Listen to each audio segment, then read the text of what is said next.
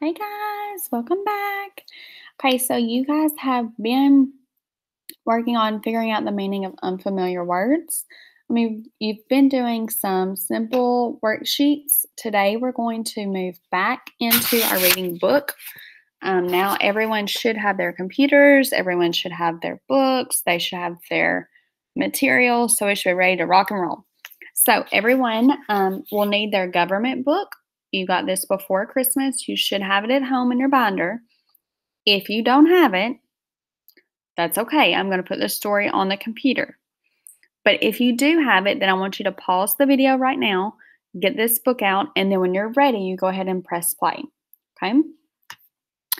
Um, let's see. Let me put the book up. Here we go. Okay. So today we're going to be reading Stanley's Release from Hole. So if you would turn to page 20 or look at the video, either way. So our job today, we're going to keep working on determining the meaning of difficult words. So we're still going to be figuring out what do these words mean within a text, using the clues around it. But we're going to take it a step further today. We're going to figure out what those words mean, and then we're going to use those words to explain the story's events, to explain what's happening in the story.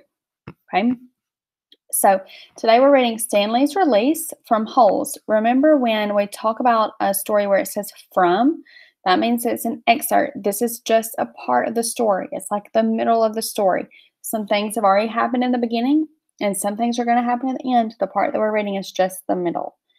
So when you're reading just part of a story, you're reading an excerpt, they're going to give you a lot of times like a forward, an introduction to the parts that you missed. So that's what this part right here is. It's what's already happened in the story that we've missed. So we need to start there so that we understand the rest of the story that we're going to read today.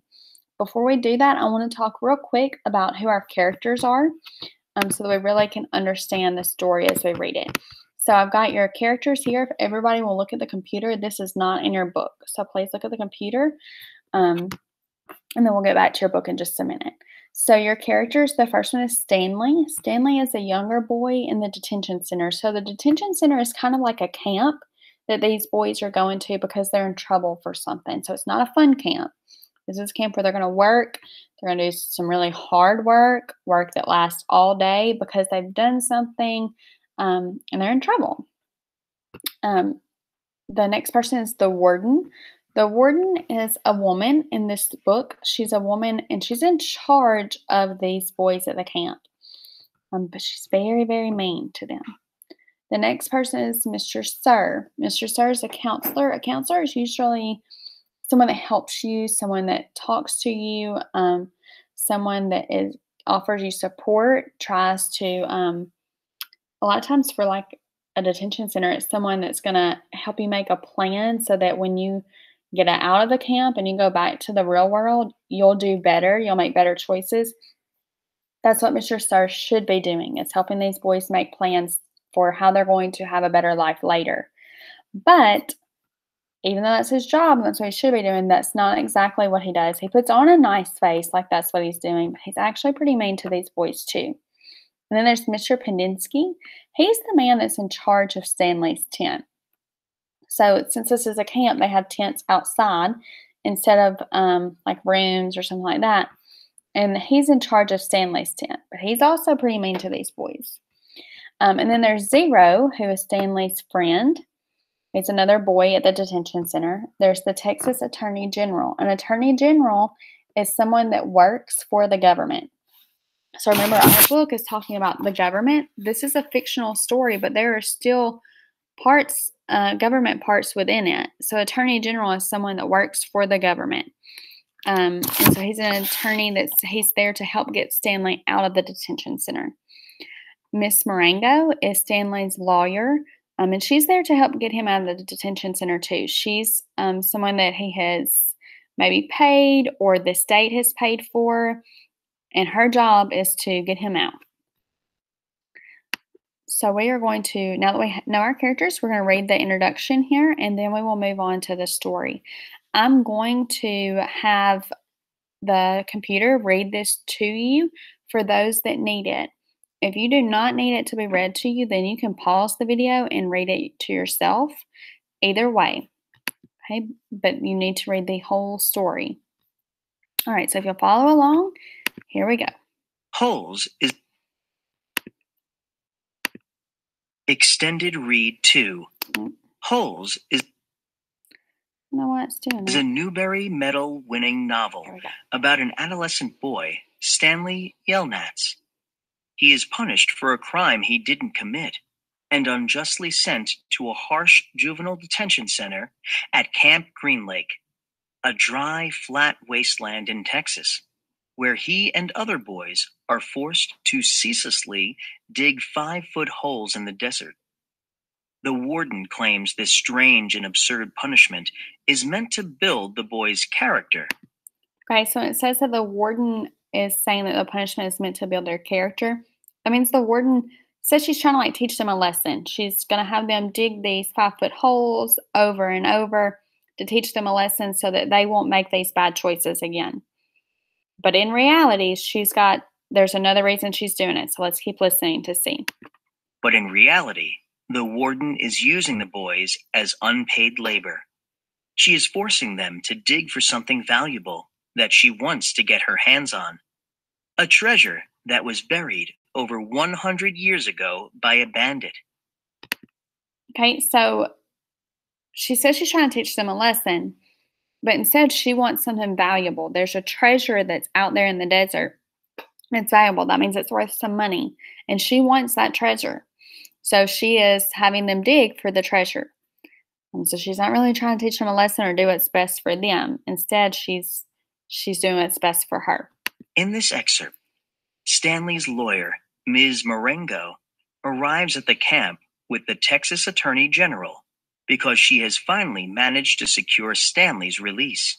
However, if Stanley leaves, he must abandon his friend, Hector Zero Zeroni, leaving Zero in the clutches of the tyrannical warden, and Stanley doesn't think he can do that. Okay, so this is what's happened before. Now we're moving into the part of the story that we're actually going to be answering questions about. Okay, so everyone should be on paragraph 1. Remember, you can read it in your book or you can use this screen on the computer.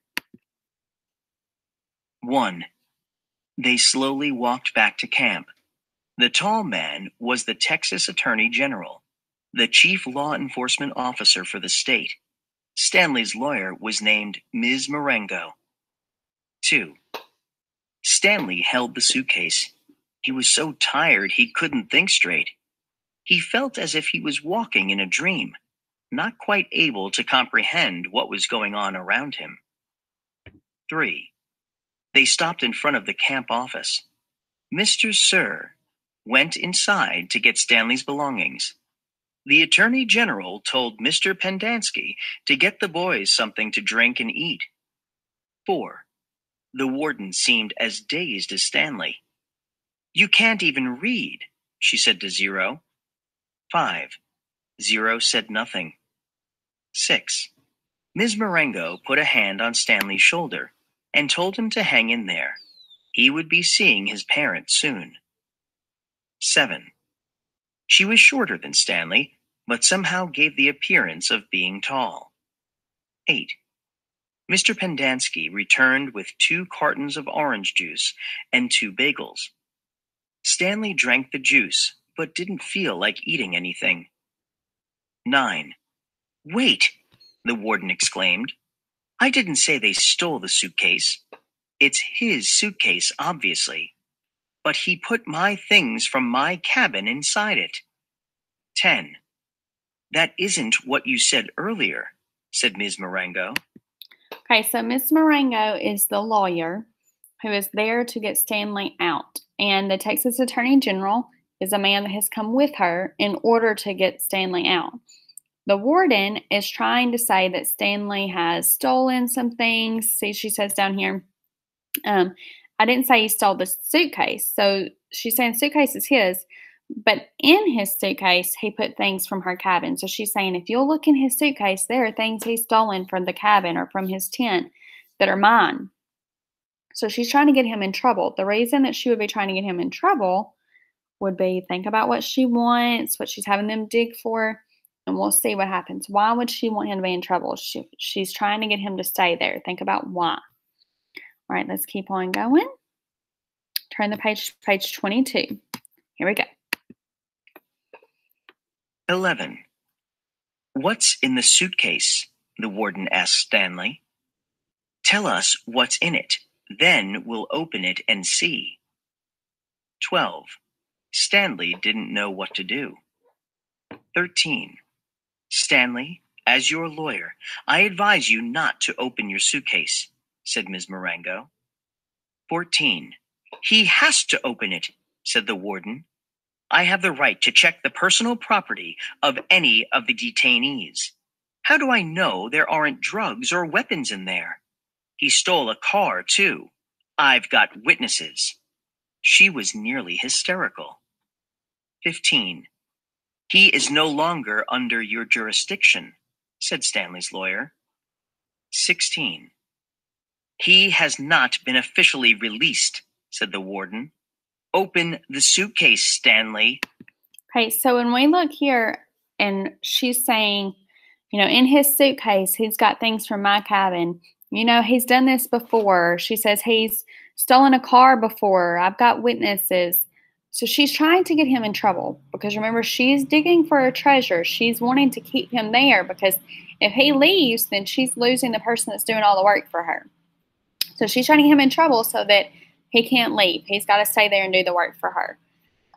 But his lawyer, Ms. Marengo, says in paragraph 15, everybody should be looking at paragraph 15, he is no longer under your jurisdiction, said Stanley's lawyer. He has not been officially released, said the warden. Open the suitcase, Stanley. So if he has been released, that means that he's been able to leave. So if he can leave, she has no power over him. But if he's not able to leave yet, who's been over him for so long is the warden. So she still thinks that she has that power over him. So we'll come back later and talk about that word jurisdiction. That's going to be the word that we're trying to figure out to explain what's really going on here. We're going to read a little bit more to get some more clues, but I want you thinking about what's just happened here, okay? All right, so we're starting back in paragraph 17. 17. Do not open it, said Stanley's lawyer. 18. Stanley did nothing. 19. Mr. Sir returned from the office with Stanley's backpack and clothes. 20. The Attorney General handed Ms. Marengo a sheet of paper. You're free to go, he said. Okay, so when the Attorney General, who works for the government, remember we're talking about the government, when the Attorney General that works for the government hands her a piece of paper and says, you're free to go to Stanley, that piece of paper is his release. It's him saying, Stanley doesn't have to stay here anymore. The government's saying he can go home. And so that's what's just happened. Remember, that's not what the warden wants. Said to Stanley, I know you're anxious to get out of here, so you can just keep the orange suit as a souvenir. Or burn it, whatever you want. Good luck, Stanley. 21. He reached out his hand to shake, but Ms. Marengo hurried Stanley away.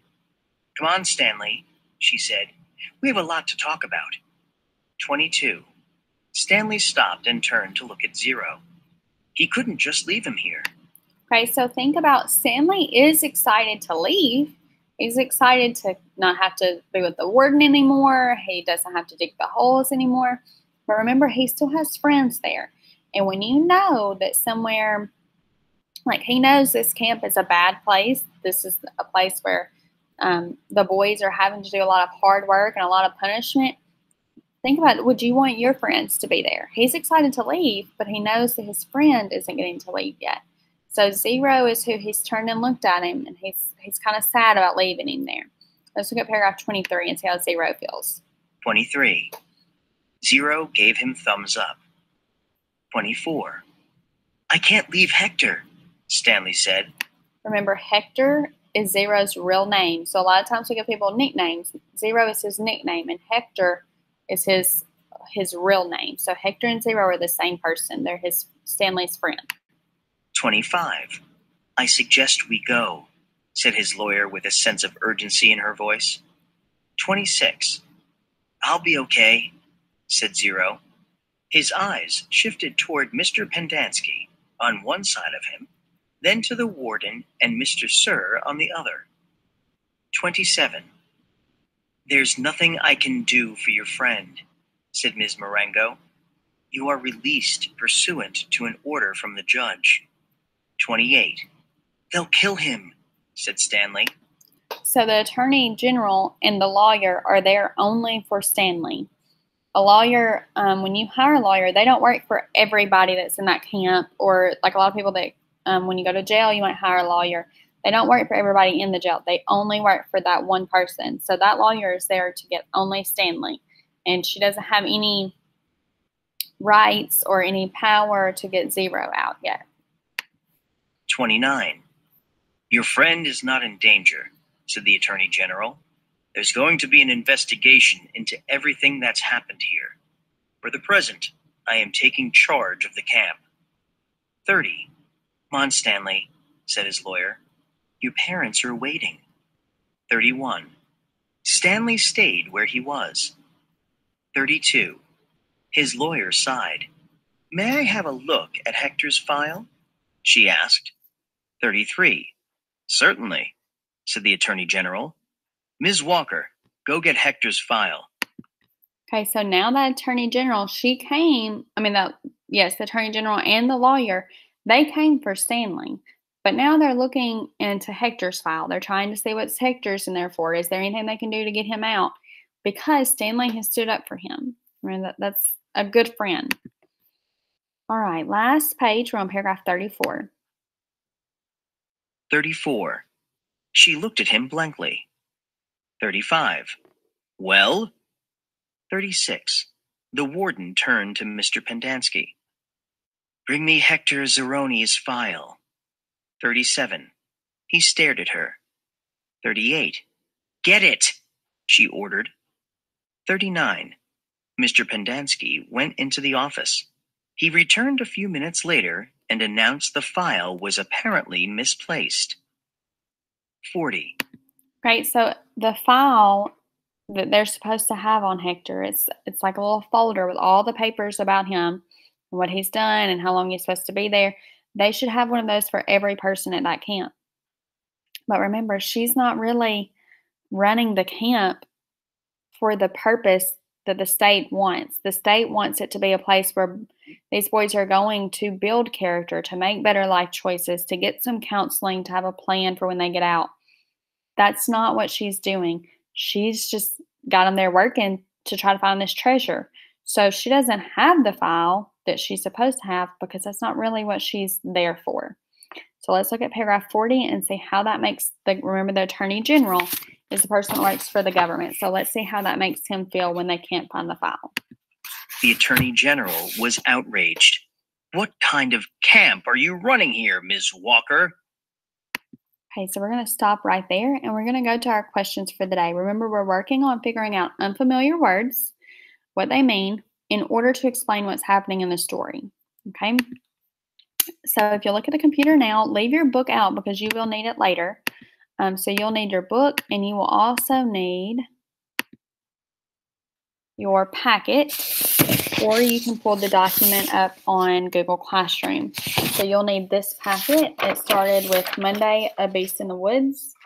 Today is Wednesday, so you should be right here. Okay, it says Wednesday at the top. Or you can look in Google Classroom under Wednesday. Okay, so it says Stanley's release, explaining story events and draw inferences. It says turn to page 20. We've done that. Reread pages 20 through 24. We've done that. Then answer the questions below using complete sentences. So we're going to read these questions and answer them using complete sentences. So it says explain story events. Reread paragraphs 11 through 17. So we're going to go back to paragraphs 11 and 17. It says the text says that Stanley is no longer under jurisdiction of the warden. What does this mean for Stanley? So we're going to go back to paragraphs 11 through 17. We're going to try to figure out when it says no longer under jurisdiction for the warden, what does jurisdiction mean? And what does that mean for Stanley? Okay. All right, so paragraph 11, let me go back there. Here we go. We're reading 11 through 17. I'm going to read it to you, so if you'll follow along either in your book or on the computer. It says, "What's in the suitcase?" the warden asked Stanley. "Tell us what's in it. Then we'll open it and see." Stanley didn't know what to do. "Stanley, as your lawyer, I advise you not to open your suitcase," said Miss Marengo. "He has to open it," said the warden. "I have the right to check the personal property of any of the detainees. How do I know there aren't drugs or weapons in there? He stole a car, too. I've got witnesses." She was nearly hysterical. "He is no longer under your jurisdiction," said Stanley's lawyer. So what does that mean, under jurisdiction? The warden said before, I had the right, let me give my little pen, had the right to check the personal property of any of the detainees. That means she has the power to do that because she's over them. But then Stanley's lawyer says he is no longer under your jurisdiction. So if he's no longer under her jurisdiction, that means the warden has no more power over him.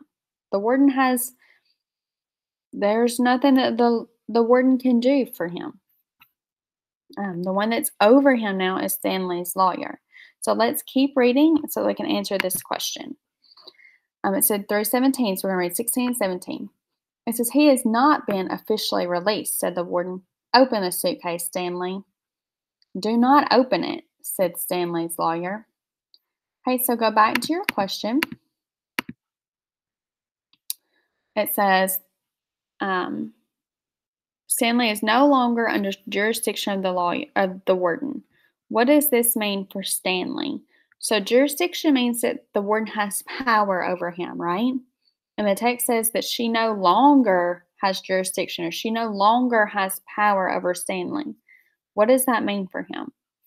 Right here in your box on your paper, you can write what that means, or you can do it in Google Classroom and you can type your answer. I want you to go ahead and pause the video now and answer that question.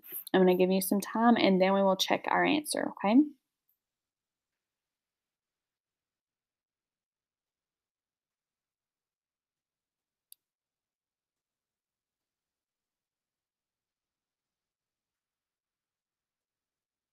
Okay, you should have paused the video, so I'm going to go ahead and share the answer with you. Make sure that you have paused it and answered it, and then check the answer, okay? Your answer should be something along these lines.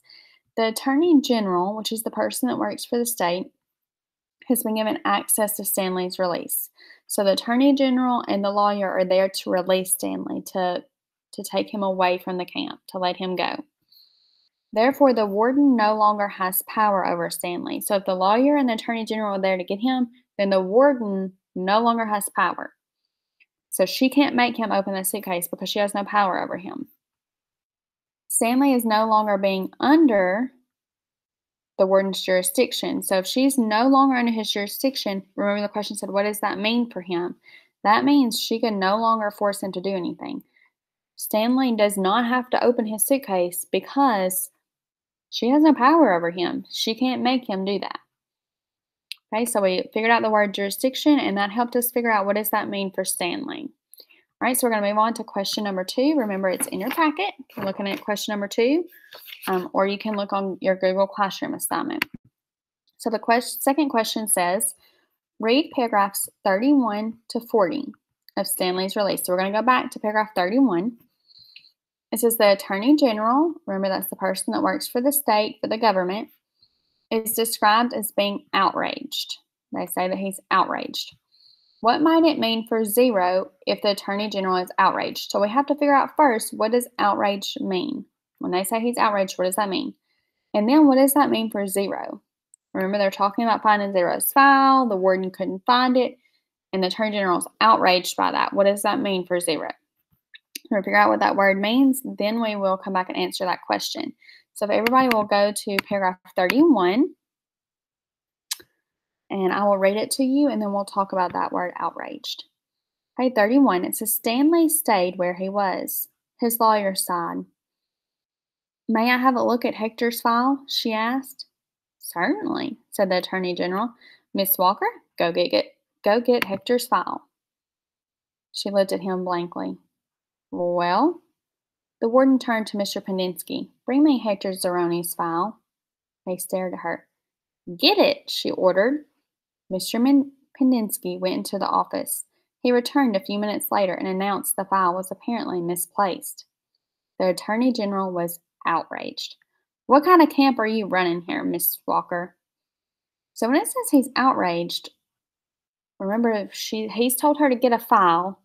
She can't find it, and he's outraged. And says, what kind of camp are you running here? So outrage has to mean that he's feeling pretty upset. He's angry. He's upset with her. He doesn't understand what she's doing. He's starting to realize that she's not doing her job like she's supposed to. So now that we know what outraged means, what does that mean for Zero? Remember, he's looking for her file, Zero's file, in order to possibly get him out to see why he's in there, or how long is he in there. But now that they can't find the file, and he's upset that they can't find the file, what do you think that might mean for Zero? Okay, so you need to, when you look at this question, you can type your answer in on Google Classroom, or you can write your answer on the packet here. Make sure you pause the video and answer the question, and then you can hit play and we'll check it. Okay, do that now. Pause the video.